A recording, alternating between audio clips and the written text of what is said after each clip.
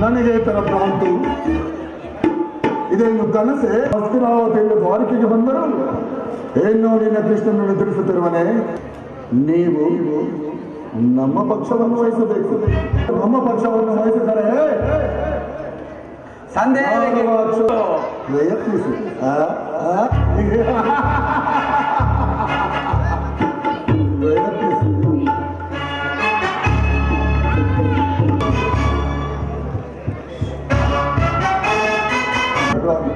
ಇದೇನು